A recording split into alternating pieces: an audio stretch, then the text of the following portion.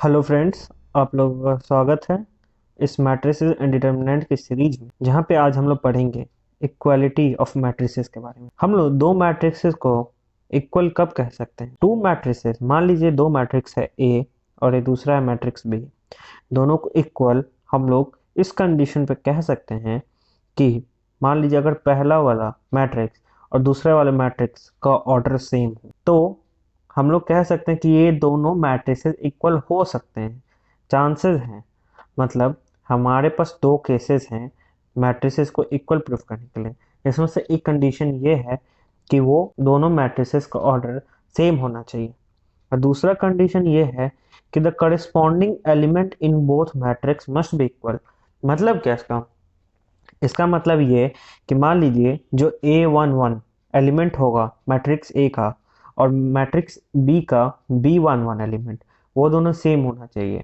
ये A11 ये B11 ये सब क्या है और ऑर्डर कैसे पता करेंगे, ये मैंने लेक्चर 1 और लेक्चर 2 में क्लियर करके बता दिया है कि ये दोनों है क्या और A11 और B11 का मतलब क्या है।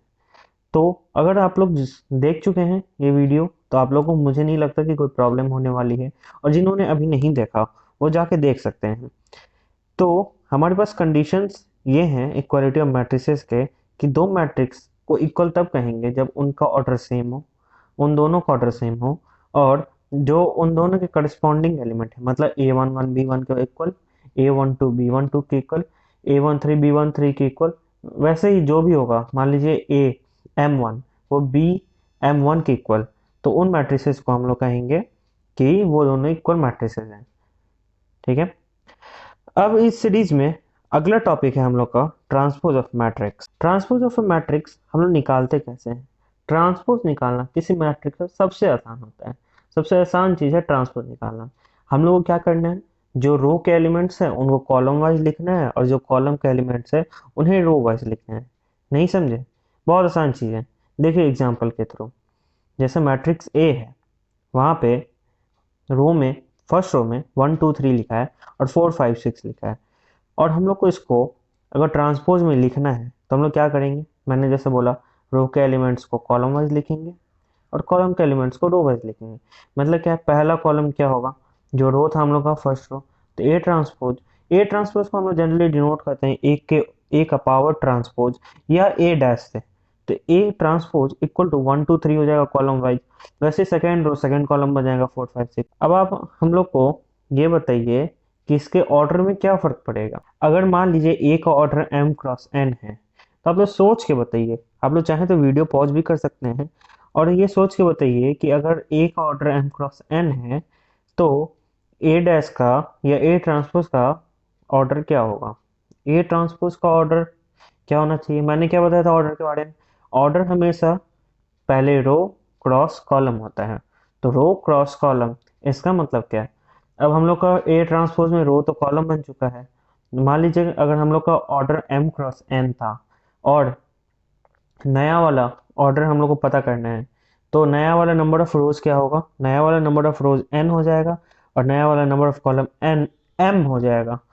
तो हम लोग का नया ऑर्डर क्या हो जाएगा मैट्रिक्स का, वो हो जाएगा N×M।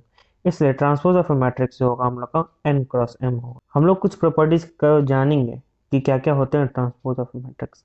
Transpose of A matrix मतलब ए ट्रांसपोज का अगर हम लोग फिर से ट्रांसपोज निकालेंगे तो वो हम लोग का ए मैट्रिक्स ही ओरिजिनल देगा। ये पहला प्रॉपर्टी। दूसरा प्रॉपर्टी ये कि अगर मान लीजिए दो है ऑर्डर A+B, दो मैट्रिक्स है, जहाँ पे हम लोग उसके उसके सम का ट्रांसपोज निकालेंगे तो वो इंडिविजुअल ट्रांसपोज का सम के बराबर ही होगा। अगर हम लोग मान लीजिए कोई कांस्टेंट है उससे मल्टीप्लाई करेंगे, ये हम लोग अगले सीरीज में सीखेंगे कि कैसे ऐड करते हैं, कैसे सब्ट्रैक्ट कर सकते हैं, कब ऐड करते हैं, कब सब्ट्रैक्ट करते हैं, ये सब आने वाली वीडियोस में देखेंगे। पर अभी फिलहाल के लिए ये समझ लीजिए कि अगर मान लीजिए के ए डैश है किसी कांस्टेंट से मल्टीप्लाई कर दिए पूरे मैट्रिक्स में, तो क्या होगा, मैट उस कांस्टेंट पे कोई फर्क नहीं पड़ेगा, बट अगर उस मैट्रिक्स का ट्रांसपोज जब निकालेंगे सिर्फ वो मैट्रिक्स चेंज होगा। मतलब के ए, कोई मैट्रिक्स ए है उसमें के से मल्टीप्लाई किया उसके बाद उसका ट्रांसपोज निकाले तब, और किसी मैट्रिक्स का ट्रांसपोज निकाल लिए फिर उसमें के से मल्टीप्लाई किया, दोनों सेम ही होंगे।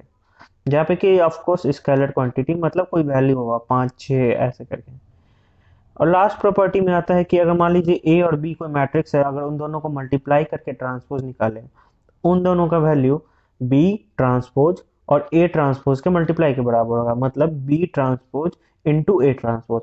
हाँ, ये बात यहाँ नोट करने वाली है कि B transpose into A transpose और A transpose into B transpose दोनों अलग अलग चीज है। तो यहाँ पे गलती ना करें, A B transpose equal to B transpose into A transpose, पहले बी रहेगा फिर बाद में ए रहेगा, ये बात याद रखिएगा। आगे आने वाले क्लास में हम लोग पढ़ेंगे अलजेब्रा ऑफ मैट्रिसेस, जहाँ पे मैं आपको बताऊंगा एडिशन, सब्ट्रैक्शन, वहाँ पे स्केलर मल्टीप्लिकेशन और मल्टीप्लिकेशन, दो सब अलग अलग चीज़ें। बहुत ज़्यादा मज़ा आने वाला है आने वाले क्लासेस में। तो स्टे ट्यून गाइस, देखते रहिए वीडियोस, और अगर कोई भी डाउट हो तो कमेंट सेक्शन में पूछिए।